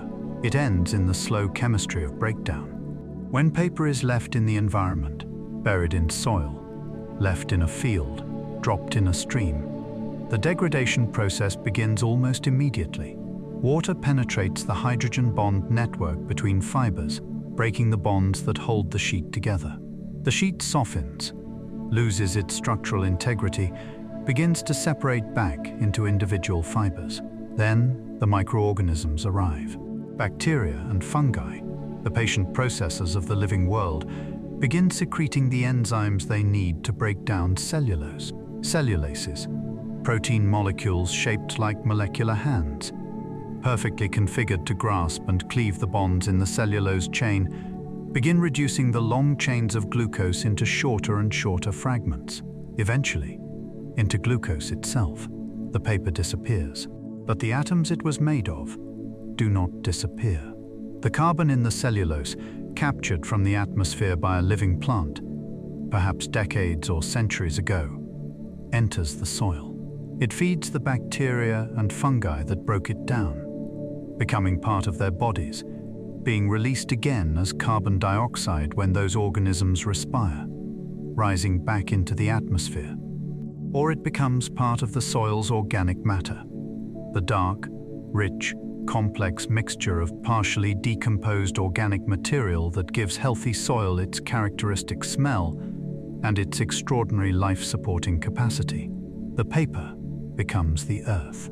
The plant that was unmade to become paper is unmade again, returning to the chemistry from which it began. The carbon that was once a tree, and then a plant fiber, and then a sheet of paper, and then a page in a book, returns to the air, where it will be captured again by some future leaf, in some future summer, and made into living tissue.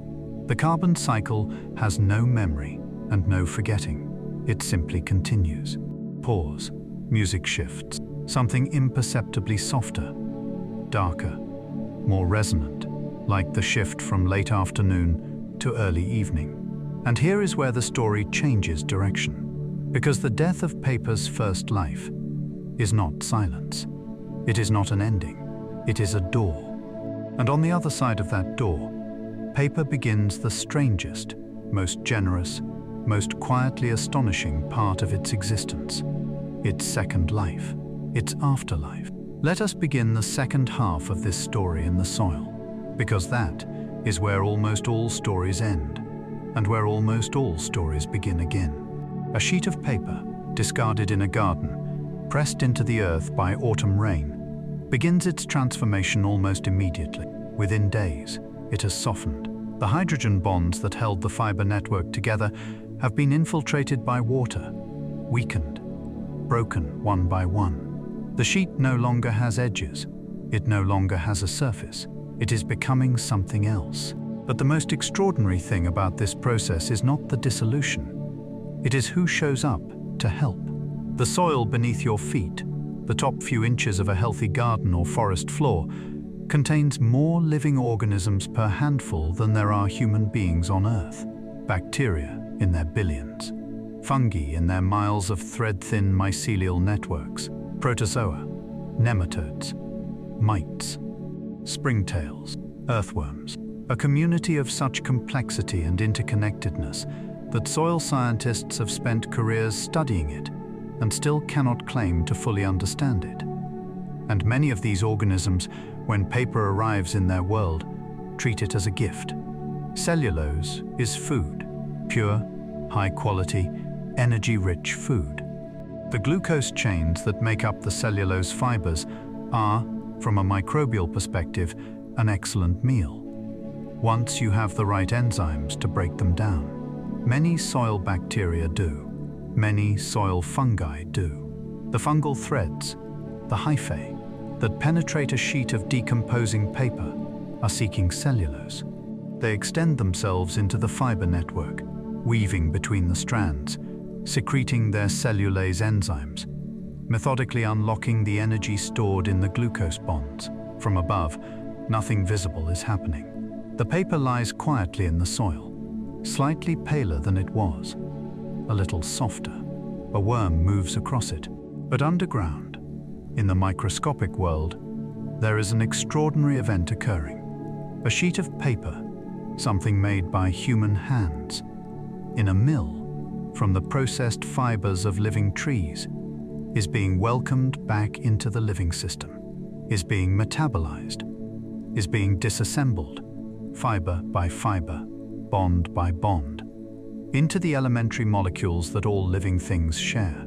The carbon that was in the cellulose fiber will, within weeks or months, be in a bacterium's cell wall, or in a fungus's spore, or in a nitrogen-fixing root nodule, or back in the atmosphere, or taken up by a plant root and incorporated into a new cell, a new stem, a new leaf unfurling in the spring. Paper, returning to the soil, does not simply disappear. It becomes the soil. It becomes the conditions that allow the next generation of plants to grow. It becomes, in the most literal possible sense, the future. And there is a particular poetry in this that I find almost unbearably moving. Paper began as a plant. It was made from the bodies of living things, trees and reeds and shrubs and grasses. Those living things were broken down, unmade, reformed into a new surface, and now that surface, having served its purpose, having carried whatever marks were placed upon it, is broken down again, unmade again, and reformed, not into paper this time, but into the dark, rich, living substance of earth. The plant becomes paper, the paper becomes soil, the soil becomes plant, the wheel turns, the material continues, nothing is wasted, nothing is ever really finished. Before paper goes back to the earth, human hands sometimes intervene. And what those hands do with discarded, broken, finished paper is one of the most joyful stories in the entire history of this material, papier-mâché. The phrase is French. It means, literally, chewed paper. And the image this conjures, paper, wetted and softened and worked until it becomes as malleable as clay, is exactly right. The technique is ancient, predating the French name by many centuries. In China, paper pulp was being used to make lacquered objects, bowls, boxes, decorative pieces, from at least the Han dynasty.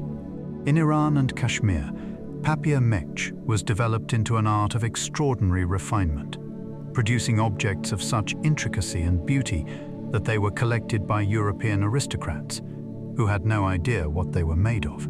A bowl that appears to be delicate lacquered wood, carved with miniature floral patterns and gilded at the rim. Pick it up, and it is lighter than you expect. Look closely at its surface, and you can almost see, but not quite. The ghost of the fibers beneath the paint and lacquer. Paper, disguised as luxury, waste, transformed into treasure. The process of making papier-mâché is, at the molecular level, a repulping. Water is reintroduced to the fiber network, re-breaking the hydrogen bonds that formed during the original drying. The paper softens, loses its sheet structure, becomes a moldable mass of wet cellulose. Into this mass, adhesive is often mixed, starch paste, animal glue, modern PVA, to provide additional bonding strength once the object dries. The mixture is then worked over a mold, pressed, layered, smoothed, and allowed to dry. As the water leaves again, the hydrogen bonds reform. New bonds, in a new configuration, holding a new shape. The paper has learned a new form. Papier-mâché objects made this way have a remarkable strength-to-weight ratio. Carnival masks, stage props, theatrical set pieces, children's toys, decorative architectural elements, festival figures, the enormous puppet-like giants carried through the streets of European cities during Carnival, their papier-mâché heads swaying above the crowd, their expressions fierce and joyful and impossible, all of them made from old paper, all of them a second life for something that had already served its first. In Mexico, the tradition of papier-mâché, inherited from pre-Columbian papier-like crafts and then merged with European papier-mâché techniques, became something extraordinary. The alabrillas, the fantastical painted creatures with their impossible color combinations and their mythological hybridity, are often made from papier-mâché. A creature that is part dragon, part dog, part bird, part fish, painted in colors that do not exist in nature, standing on a shelf in a workshop in Mexico City, made from old newspapers, made from discarded packaging and torn-up books, and yesterday's news, made from the afterlife of paper. There is something wonderfully subversive about this, the dragon made from yesterday's headlines. The impossible creature assembled from the ruins of the ordinary world. The fantastic built from the wreckage of the mundane. Paper's second life, in the hands of a papier-mâché artist, is often more vivid, more colorful, more alive with imagination than its first life ever was. The blank white page was potential. The painted dragon is fulfillment. Here is something that will surprise you. Recycled paper is not a modern invention. The recycling of paper, the repulping of used paper into new paper, has been practiced in Japan since at least the 11th century, perhaps earlier. The Japanese term for this recycled paper, tsukigaishi, which translates beautifully and precisely as remade paper or restrained paper, appears in documents from the Heian period, a time when European papermaking was in its infancy, when Gutenberg was still 600 years in the future, when the very concept of mass production was unimaginable, and there was a more poetic variation still.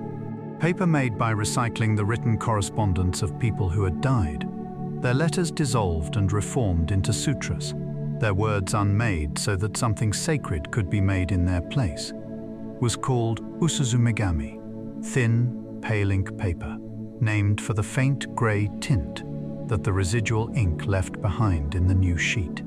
The letters of the dead, transformed into prayers for the dead, the same fiber, carrying a new intention. Standard recycled paper carried a poetic name of its own, kankonshi, soul returning paper, a metaphor for giving exhausted paper a second life. But usuzumegami went further. It gave the words of the dead somewhere new to live. It is one of the most quietly extraordinary things I have ever learned about any material in human history.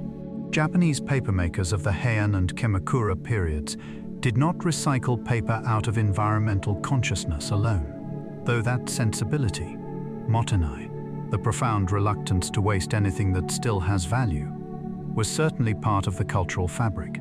They recycled paper because paper was valuable, because the fibers in a used sheet were still good fibers, still capable of being broken down and reformed into something new, because the material was too good to throw away. When used paper is repulped for recycling, the process is similar to the original papermaking process, but with important differences. The old sheet must be broken apart, beaten back into individual fibers. The ink must be removed, a process called de-inking, which in its modern industrial form involves a combination of chemical treatment and flotation. The ink particles, made hydrophobic by chemical treatment, attach to air bubbles introduced into the pulp and float to the surface, where they can be skimmed off.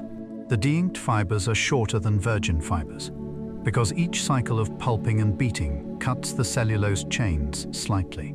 Recycled paper fiber is, in a very literal sense, older and shorter than virgin fiber.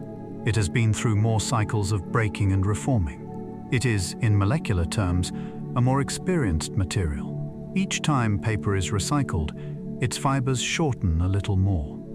After approximately 5 to 7 cycles of recycling, the fibers become too short to bond effectively. The hydrogen bonds they can form become too few, too weak, to hold a sheet together. At this point, the fiber is exhausted. It can no longer become paper, but it does not simply disappear. Short fiber pulp that can no longer be made into paper is often used in other ways, as a filler material, as a component of composite boards, as a source of cellulose for other industrial applications, or it returns to the soil, as compost, as we discussed. The fiber gives what it can give, in each form it takes, until it can give no more in that form. And then it gives itself back to something larger. In the ancient papermaking traditions of Japan and China and Korea, used paper was collected by specific people, paper collectors, who moved through cities and villages gathering discarded paper, ledger sheets, worn-out books, calligraphy practice sheets. This was not a lowly occupation. Paper was valued enough that collecting it was a viable trade. The collector sorted the paper by type and quality. Some was sold to papermakers for repulping. Some, particular categories of paper that had borne sacred texts or important documents, was treated with special reverence. In Japan, paper bearing the names of the Buddha or Shinto deities was not thrown away or recycled. It was ritually burned, its smoke carrying the sacred words upward. Even the burning was a return. Even combustion was a form of recycling. The carbon rose, the sky received it. In traditional Chinese culture, this reverence for written paper was formalized into a practice known as jingxi cizi, respect for written paper. Families would collect every scrap of paper-bearing characters, setting it apart from ordinary waste. Eventually, these gathered pieces would be carried to dedicated masonry furnaces, pagoda-like structures built specifically for this purpose, sometimes called pavilions of respecting the characters, where they would be ceremonially burned, their smoke rising to carry the words upward. It is an extraordinary thing to contemplate. A civilization so convinced that written words are sacred, so unwilling to see them crumpled in the mud or trampled underfoot, that it built special architecture simply to give used paper a dignified ending. Paper that has borne words is not just waste paper, it is the husk of a thought. And husks deserve gentleness. Let us descend now from the philosophically elevated and come back to the ordinary garden. Because the afterlife of paper is not only in recycling mills and Buddhist rituals and papier-mâché workshops, it is also in the quiet, practical, extraordinarily generous relationship between paper and the growing world. Gardeners have known for centuries that paper, laid on the soil, is a remarkable ally. A layer of newspaper, several sheets thick, placed on the soil around plants and covered lightly with mulch, does something elegant. It suppresses weeds. Not by poisoning them, not by competing with them, but simply by being there, by blocking the light that weed seeds need to germinate, by making a physical barrier between the seed bank in the soil and the sunshine that would activate it. The paper lies between potential and expression. The paper says, "Not yet." At the same time, the paper is doing something the gardener may not have thought about. As it slowly decomposes, as the bacteria and fungi begin their patient work on the cellulose, it is adding organic matter to the soil. Carbon, the building blocks of the microbial community that makes soil alive. The newspaper that kept the weeds down this season is feeding the soil that will grow the vegetables next season. Suppression and nourishment, block and build. Two act simultaneously. In no-dig gardening, a method that has been gaining enthusiastic practitioners around the world in recent years, layers of cardboard are placed directly on top of existing vegetation, grass, weeds, whatever is growing. The cardboard, thick and dense and slow to break down, smothers the existing plants. It excludes light. It creates conditions that kill without chemical intervention. But beneath the cardboard, something extraordinary is happening. Deprived of light, the plants die. Their roots remain in the soil. Their bodies begin to decompose. The earthworms, which congregate under the dark, moist microclimate that the cardboard creates, process this decomposing material, pulling it deeper into the soil, mixing it with mineral particles, adding their own castings. By the time the cardboard has fully broken down, a matter of months, what was grass or weeds has become a layer of rich, dark, biologically active soil. The cardboard that killed the weeds has become the compost that feeds what replaces them. There is a lesson in this, if you want one. The things that end one chapter of a story can become the material from which the next chapter is written. The obstacle becomes the foundation. The suppressor becomes the nourisher. Paper in the garden is a very old thing doing a very new thing, and all it asks in return is time and a little water. Not all paper dies quickly. Some paper refuses. There are archives in the world, underground vaults, climate-controlled rooms, acid-free boxes stacked in dim corridors, where paper is doing something almost unimaginable. Paper that is 400 years old, 500, 1,000.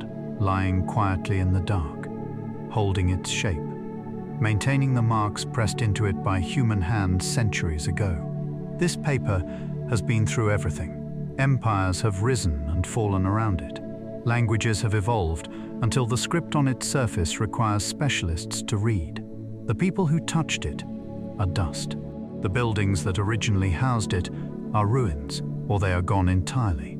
The civilizations that produced it are chapters in history books, and the paper is still here. The survival of old paper in archives is not an accident. It is a consequence of chemistry and of human care, two forces that have conspired across centuries to keep specific sheets alive when everything around them changed. Paper that survives for centuries is typically paper made from high-quality fibers, long-fibered cotton or linen rag, or carefully prepared plant bark fibers that have been processed with relatively little chemical intervention. The fibers are intact, their cellulose chains long and strong. The paper has a neutral or slightly alkaline pH. Acidic paper destroys itself over time as the acid attacks the cellulose chains, cutting them shorter and shorter until the paper crumbles. But alkaline or neutral paper stabilize it. The chemistry slows almost to a stop. In controlled archival conditions, cool temperatures, stable humidity, protection from light and air pollutants, the rate of degradation in a well-made neutral pH paper is almost vanishingly slow. Researchers calculate that rag paper stored in ideal conditions could remain legible for thousands of years, not hundreds, thousands. The Dead Sea Scrolls, written primarily on animal skin, with a portion on papyrus, and one famously on copper rather than paper, have survived for over 2,000 years. The conditions of their survival, a cool, dry cave in the desert, sealed from air and moisture, replicate, quite closely, what archivists deliberately create. The desert preserved them. The archive does, deliberately, what the desert does, accidentally. And what does this survival mean? What does it mean that we can read, right now, today, a letter written by a Roman soldier 2,000 years ago, or a love poem from the Tang dynasty? or a merchant's accounts from medieval Florence. It means that paper, this thin, light, fragile-seeming surface of compressed plant fiber, has been doing something that we rarely articulate clearly. It has been defeating time. Not completely, not permanently. Nothing defeats time completely. But paper has been slowing time's work, has been saying, quietly and stubbornly, to the entropy that unravels everything, not yet, not this, not while I am holding it. The archive is paper's most defiant act. A sheet of paper in an archive is paper that has decided, against all probability, to stay, to hold on, to keep what was given to it. And there is something about this, about the stubbornness of old paper, the sheer physical perseverance of a material that has no intention of letting go of what it was asked to carry, that feels, to me, like a kind of love. Not metaphorical love, not sentimental love, but love in the root sense, the holding of something precious at some cost to yourself, the choosing to maintain an embrace even as time tries to loosen your grip. The archive is paper's love letter to the future. We live, now, in a world that increasingly tells us paper is dying, that the digital age has made paper obsolete, that screens have replaced pages, that the cloud has replaced the archive.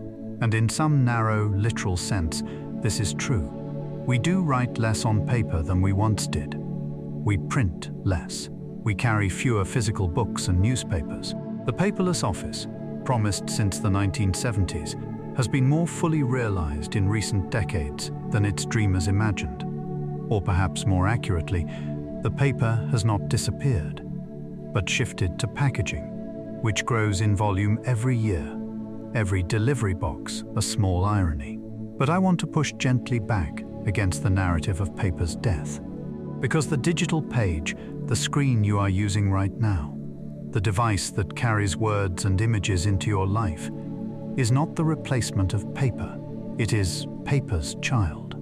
Consider the metaphors we use for digital documents. We call them pages. We speak of scrolling, derived from the old French escrow, meaning a scrap or strip of parchment, giving us the name for the ancient predecessor of the codex. We speak of the desktop, originally a metaphor for a physical desk surface. We speak of documents, of files, of folders, of archives. Every piece of vocabulary we use to navigate the digital world is borrowed from the world of paper. We did not have the concepts to think about digital information before paper gave them to us. The internet is, in a very real sense, the largest and most complex library ever assembled. And a library, an organized collection of recorded human knowledge, accessible to those who seek it, is an idea that paper made possible, that paper practiced and refined over 2,000 years, and that the digital world has inherited entirely. The screen is paper's student, and there is something else, something that goes deeper than metaphor. Paper changed human cognition. This is not a romantic claim, it is a neurological and anthropological one. The availability of paper, of cheap writing surfaces, of the ability to externalize memory and thought, changed what human minds are able to do. You do not have to memorize information that is written down. This frees your working memory for other things, for synthesis, for connection, for imagination. Civilizations with abundant paper make cognitive leaps that are not available to civilizations without it. The science is robust on this point. Writing and paper are not just tools for communication. They are tools for thought. At the neural level, the act of writing by hand, of pressing a pen to paper and forming letters, activates a constellation of brain regions that typing does not. The motor cortex, the sensory cortex, the areas associated with memory and coding. Studies suggest that notes taken by hand are remembered more completely than notes typed on a keyboard. The physical act of writing, the slight resistance of paper against a pen tip, the proprioceptive feedback of forming each letter, these engage the learning brain in ways that smooth, frictionless digital input does not. Paper's resistance teaches. Paper's slight friction is the friction of learning. This is why paper has not disappeared, even in a digital age. why people still keep journals by hand, why artists still sketch on paper before moving to screen, why architects still carry sketchbooks, why some of the most technologically sophisticated people in the world insist on writing their first drafts by hand. Because the paper does something the screen cannot do. The paper talks back. The paper's slight roughness, its particular response to ink, the way a mark on paper is immediate and irreversible in a way that a keystroke is not. These qualities create a relationship between hand and mind and surface that is genuinely different from the relationship between finger and glass and pixel. Different. Not better.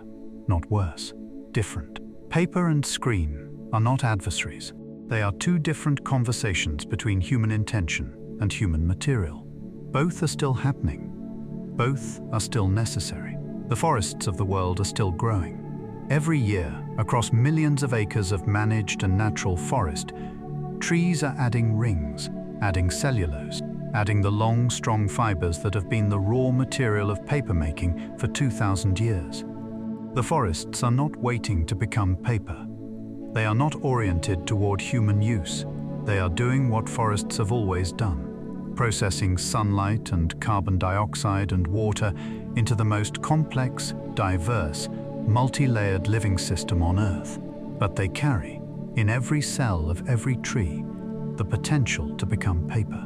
And paper, in its modern form, is grappling with what that potential means, how to use it responsibly, how to take what is offered without taking too much, how to participate in the living system rather than simply extracting from it. The most advanced sustainable forestry practices today treat forests not as timber plantations or fiber factories, but as complex ecosystems that can, sustainably and with careful management, provide human beings with raw materials, while maintaining their function as carbon sinks, biodiversity habitats, water cycle regulators, and the lungs of the biosphere. The research behind these practices is intricate and ongoing. Scientists are mapping the mycorrhizal networks, the underground fungal highways that connect trees to each other, allowing them to share nutrients and chemical signals. They are discovering that forests are not collections of individual trees competing for resources. They are communities, networks, organisms at a scale we are only beginning to comprehend. To harvest fiber from a forest without understanding the forest is to take something from a conversation you cannot hear. To harvest with understanding, to listen to what the forest is saying about its own health and capacity and limits, is a different thing entirely. It is cooperation rather than extraction. It is the papermaker's oldest ethic, applied at the scale of the entire living world. New fibers are also entering the story. Agricultural waste, the stalks of rice and wheat and sugarcane, left in fields after harvest, contained cellulose fiber that has, until recently, been burned or plowed under. Now, it is being processed into paper.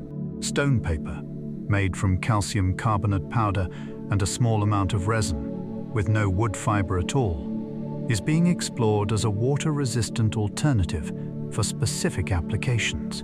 Hemp, that ancient fiber that started this story, is experiencing a renaissance. Faster growing, less water-intensive, and requiring fewer pesticides than most commercial tree crops, hemp is being seriously evaluated as a fiber source for the papermaking of the future. The circle comes around. The oldest fiber in the story may also be among its newest.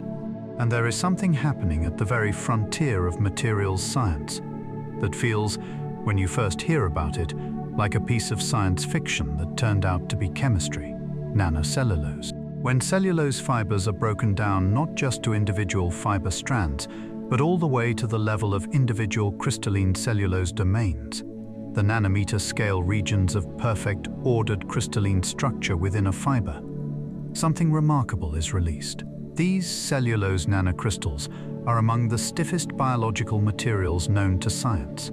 Their tensile strength rivals that of steel. Their surface area per unit weight is extraordinary. Nanocellulose can be made into transparent films stronger than most plastics. It can be used to reinforce composite materials, It can be made into aerogels, porous, ultra-low-density foams that are among the best thermal insulating materials ever tested. It can serve as scaffolding for biological tissue in medical applications, all from cellulose, all from plant fiber, all from the same molecule that holds a sheet of paper together. The molecule that ancient Chinese papermakers discovered in the fibers of hemp and bark may turn out to be one of the most useful and versatile materials of the 21st century, precisely because it is biological, renewable and biodegradable in ways that petroleum-derived plastics are not. The future that seemed to be moving away from paper and plant fiber is, at its most advanced frontier, moving back toward it. The wheel turns. The plant that was unmade to make paper may be unmade to an even finer degree, to make things we have not yet fully imagined. And that feels right. That feels consistent with everything this story has been about. The material that has always been most generous to human imagination is revealing, at the frontier of human knowledge, that it still has more to give. Paper was never just paper. It was always something that contained its own future. We come, at last, back to where we began. A blank sheet of paper, plain white, smooth, waiting. You know this object differently now, I hope. Or rather, you know it the same way you always have. But you see it differently. You see the mountain stream in its fibers. You see the mulberry tree in its surface. You see the hands of 1,000 papermakers across 1,000 years, lifting frames from cold water, laying sheets on warm boards, watching water evaporate in the morning light. You see the Silk Road in it, the monastery scriptorium, the Fordrinier machine running its endless ribbon of white through steam and steel. You see the letters written and the maps drawn, and the prayers recorded, and the laws fixed, and the stories told, and the ideas released into the world. You see the soil it will become. A blank page is not empty. A blank page is full of everything it has been and everything it is waiting to become. Full of the life it lived as a plant, and the life it is living as paper, and the life it will live as earth. Full of the marks it has not yet received. Full of the thoughts it has not yet been asked to carry. When you write on a piece of paper, when you press the tip of your pen to its surface and begin to move, you are participating in one of the longest, most continuous, most quietly astonishing human activities in history. You are joining a line of people stretching back 2,000 years, all of whom made the same gesture, pen to page, hand to surface, thought made mark. You are part of this. You have always been part of this. Every notebook you have ever filled, every letter you have ever written, every signature, every shopping list, every hasty note left on a kitchen table for someone you love, every drawing you made in the margin of a page when you were supposed to be paying attention to something else. All of it, pressed into the fiber of something that was once alive. All of it, carried forward in the quiet embrace of cellulose and water and light. The paper holds it. The paper always holds it. Very long pause. Music barely there now, just a breath of sound. Somewhere in the world, at this exact moment, a master papermaker is lifting a frame from a vat of cold water. The fibers drift and settle across the screen as she raises it. Water pours back through the bamboo mesh in silver threads, catching what little light there is in the morning workshop. She tilts the frame, gently, and the water surges forward and back, arranging the fibers in their final configuration. She is making something you will never see. A sheet for a specific purpose. A paper that will go somewhere she may never know. Into a letter, perhaps. A book. A work of art. A legal document. A child's sketchbook. She does not know. She does not need to know. She only knows that the fibers are right. That the water is right. That the wave she has made across the surface of the screen is the right wave.